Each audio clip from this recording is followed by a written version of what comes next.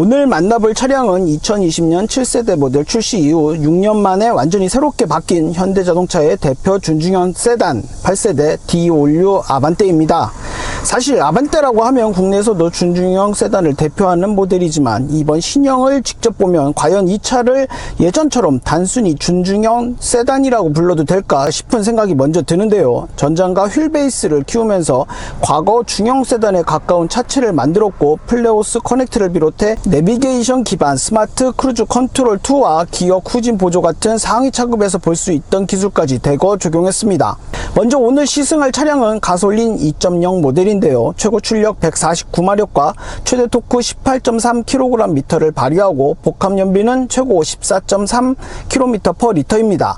숫자만 놓고 보면 화려한 성능을 앞세운 자동차는 아닌데요. 오히려 이번 시승에서는 기존 1.6 가솔린에서 2.0으로 배기량을 키우면서 일상 주행에서 얼마나 여유로워졌는지, 커진 차체에도 아반떼 특유의 경쾌함을 유지하는지, 그리고 현대차가 강조한 승차감과 정숙성 개선이 실제 도로에서 어느 정도 체감되는지를 집중적으로 살펴보겠습니다. 먼저 차량을 처음 마주하면 이전 아반떼보다 확실히 크고 안정적으로 보인다는 인상이 전달됩니다. 이번 디자인은 현대차의 새로운 디자인 언어인 아트 오브 스틸을 기반으로 하는데요. 최근 자동차 디자인에서 많이 사용하는 복잡한 장식보다는 금속 자체의 선과 면을 강조하면서 팬더의 볼륨을 상당히 과감하게 살렸습니다. 전면부에서 가장 먼저 눈에 들어오는 부분은 H, 엣지, 라이팅, 주간 주행 등인데요. 양쪽 끝에 날렵하게 배치한 LED 그래픽이 H 형태를 만들면서 실제 차체보다 훨씬 넓고 낮아 보이는 효과를 만들어냅니다. 또 측면에서 보면 변화가 더 분명하게 전달되는데요.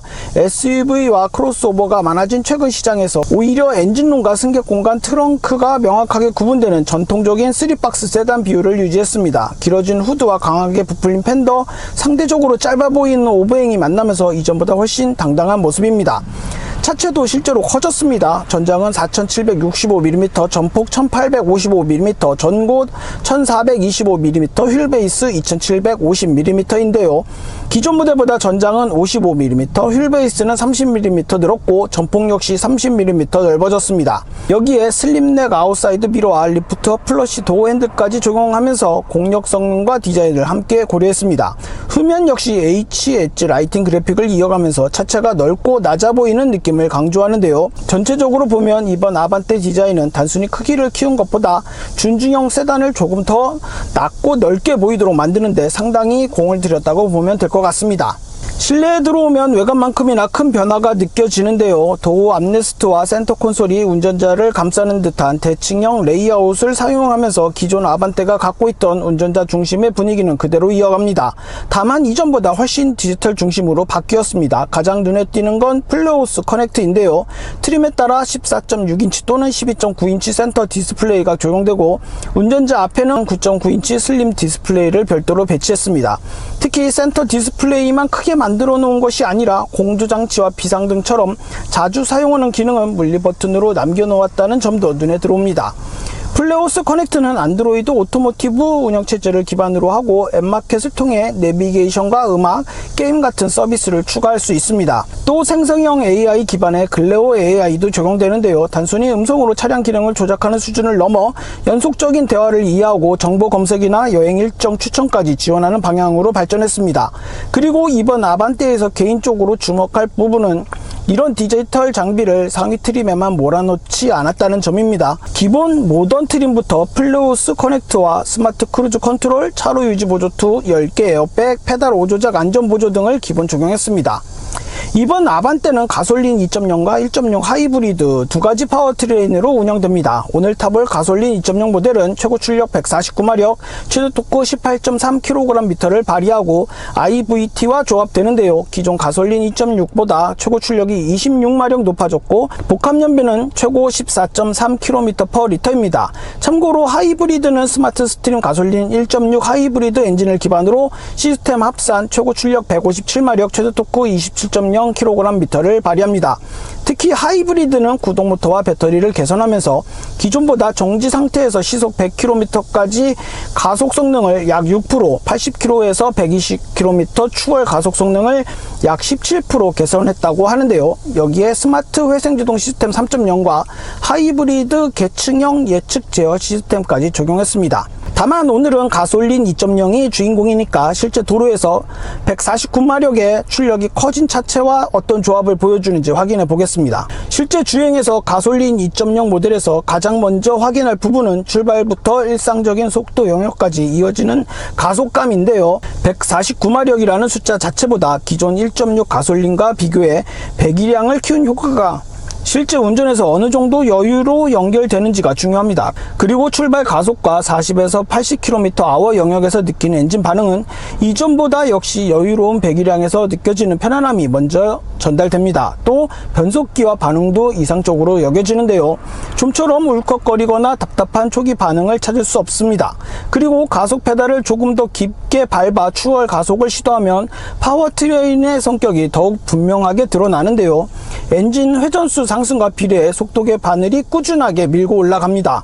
또 80에서 120km/h 제가속 시 엔진음은 증가하지만 향상된 상품성으로 인해 풍절음을 비롯한 로드 노이즈 등의 불쾌함도 찾을 수 없습니다. 다만 고속으로 갈수록 역시 차급의 경계는 좀처럼 넘기 힘든 모습도 만날 수 있습니다. 한편 이번 신형 아반떼에서 파워트레인 못지않게 중요하게 봐야 할 부분은 승차감인데요. 현대차는 전후륜 서스펜션 부품을 최적화해 노면 충격을 줄였다고 설명하고 있습니다. 과속 방지턱, 노면 이음새, 거친 아스팔트에서 충격은 확실히 이전 세대보다 다소 묵직하게 잡아내는 모습입니다. 노면 정보를 어느 정도 전달하면서도 이전 가볍게만 여겨졌던 것과는 차이를 두고 있습니다. 또 앞서도 잠깐 언급했지만 정숙성 역시 이번 세대에서 현대차가 강조하는 부분인데요. 흡차음제 적용을 늘리고 실링 구조를 보강했다고 하는데 특히 가솔린 2.0은 엔진 회전수를 높였을 때 유입되는 엔진음과 고속에서 발생하는 풍절음, 노면 소음은 확실히 개선점을 찾을 수 있습니다. 또 조향 역시 단순히 가볍고 무거운지 보는 것보다 커진 차체와 어떤 균형을 이루는지가 중요할 것 같은데요. 휠 베이스가 30mm 길어지고 전폭도 30mm 넓어진 만큼 고속 안정감에는 유리할 수 있지만 기존 아반떼의 경쾌한 움직임을 얼마나 유지했는지가 관건입니다. 그리고 실제 주행에서 이런 부분도 모나지 않게 잘 정리된 느낌입니다. 이 밖에도 신형 아반떼 가솔린 2.0의 공식 복합 연비는 최고 14.3km/L인데요. 오늘 총 80km 정도를 직접 주행하고 계기판 평균 연비는 15.0km/L를 기록했습니다. 공인 복합 연비 14.3km/L와 비교하면 기대보다 높은 수준을 보였습니다. 한편 이번 8세대 아반떼의 장점은 재원 하나보다는 자동차 전체의 상품 구성이 한 단계 올라갔다는 데 있다고 보이는데요. 중형 세단에 가까운 차체와 공간, 플레우스 커넥트, 다양한 에이다스와 편의 장비를 기본 또는 선택 사양으로 폭넓게 제공하면서 준중형 세단에서 기대할 수 있는 범위를 상당히 넓혔습니다. 반대로 가솔린 2.0 모델은 149마력이라는 출력 자체가 운전 재미나 강력한 성능을 위한 선택은 아닌 것으로 보입니다. 결국 실제 경쟁력은 기존 1.6보다 여유로워진 동력 성능과 최고 14.3km/L의 효율, 그리고 새롭게 다듬은 승차감과 정숙성이 얼마나 균형을 이루느냐에 달렸다고 볼 수 있는데요. 무엇보다 이번 아반떼는 단순히 준중형 세단을 조금 더 크게 만든 자동차라기보다 준중형이라는 차급에서 소비자가 기대하는 기준 자체를 어디까지 높일 수 있는지를 보여주는 모델이라고 생각이 듭니다. 지금까지 오토헤럴드 김은기였습니다.